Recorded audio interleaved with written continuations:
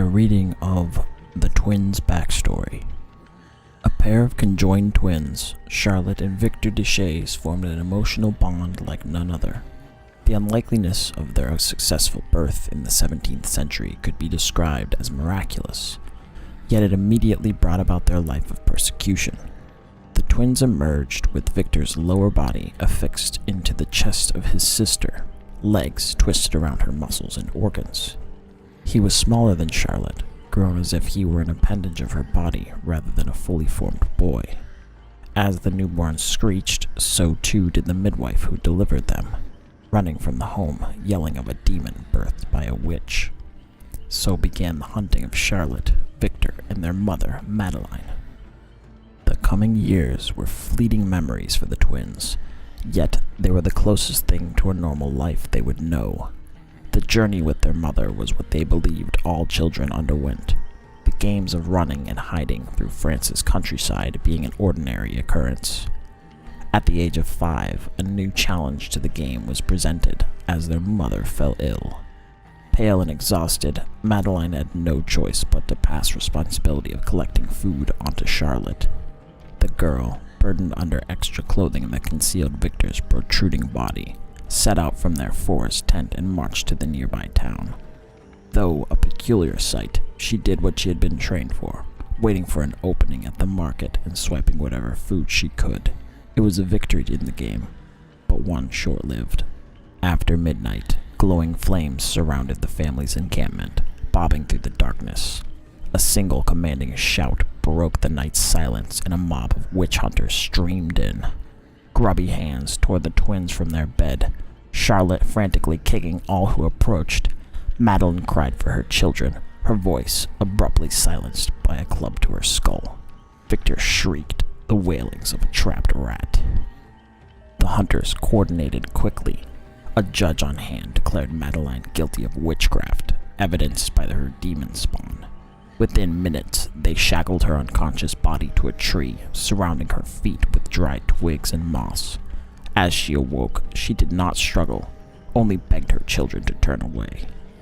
They would be given no choice. The twins were forced to watch as the torch was lit, and they watched as flames leapt up their mother's skirt, charring and sizzling her flesh. They watched as fat dripped from her body and her face bubbled and twisted. They watched until the screams that tore her vocal cords were no more, and all that was left was the crackling of embers and a nauseating stench. Whatever joy and goodness were in them died with their mother. Caged and transported to an old wooden temple, they were sold to a secretive group clad in dark cloaks. Victor reacted with the ferocity of a rabid beast at any who approached, clawing and biting. The only solace that would calm him was the embrace of his sister. Charlotte, bitter and hateful to all but her brother, found purpose in being his protector. Within the temple, they were exposed to unusual experiments, some cruel, many simply baffling. One day they would be made to break the neck of a small gray bird.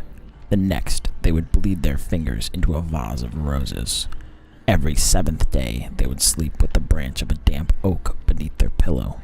Then there was the chanting, a never-ending chorus from cloaked figures on scheduled intervals. In time, a final experiment was planned.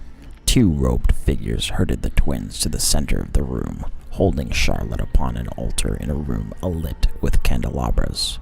The wrinkled face of a man peered from under his hood, placing a hand on the forehead of each twin, making a careful examination of their skulls.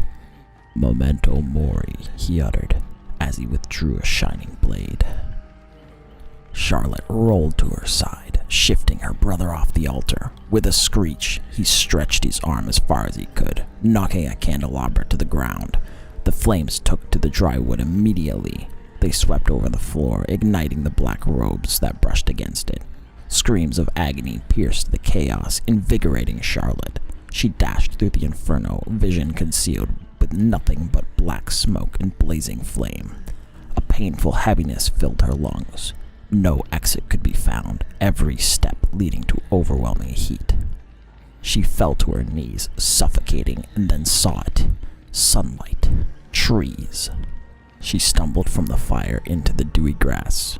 Without looking back, she ran into the forest until she collapsed.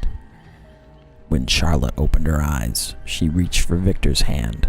He made no attempt to budge. His body hung helplessly from her torso. She clasped his face, stared into his sad, still eyes. The movements she was accustomed to, his body pulling at her skin, his legs prodding at the cavity in her chest, were no more. Victor was dead.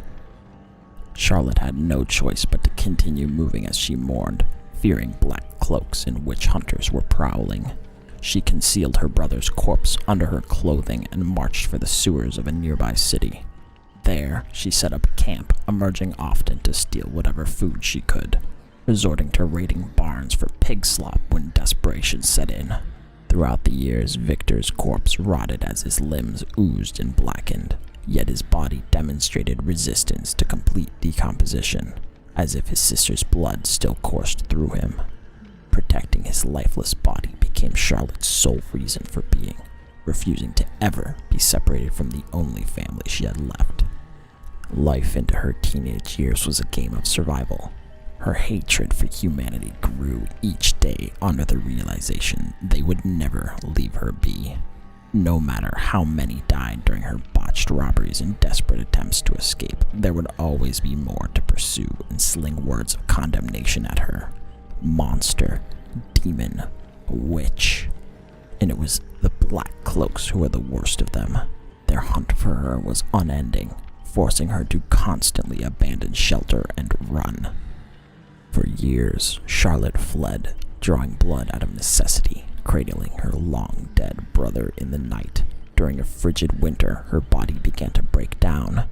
Food was scarce, and the refuge of rickety shacks were no use against freezing temperatures. Sickle in hand, she sheltered near her campfire in the woods, not knowing if the Black Cloaks would take her before the cold did. As frost crystallized around her nostrils and her lips took on a gentle blue hue, Charlotte felt something she had never experienced: acceptance.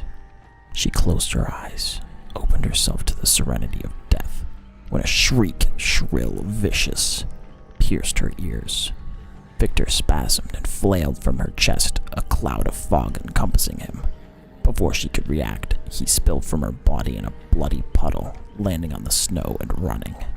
Pulling herself from the edge of death, she gave chase, calling his name. She ran through the forest until her legs could hardly carry her, until finally, within her view, was Victor, sitting at the edge of a thick fog. His face, twisted and feral, screamed as a dark-hooded figure emerged from the fog, grabbed his arm and seized him. The serenity that had crept into Charlotte was extinguished, replaced with the seething hatred and rage she had depended on for so long. With a tight grip on her sickle, she charged into the fog, prepared to eviscerate anyone who set foot near her brother.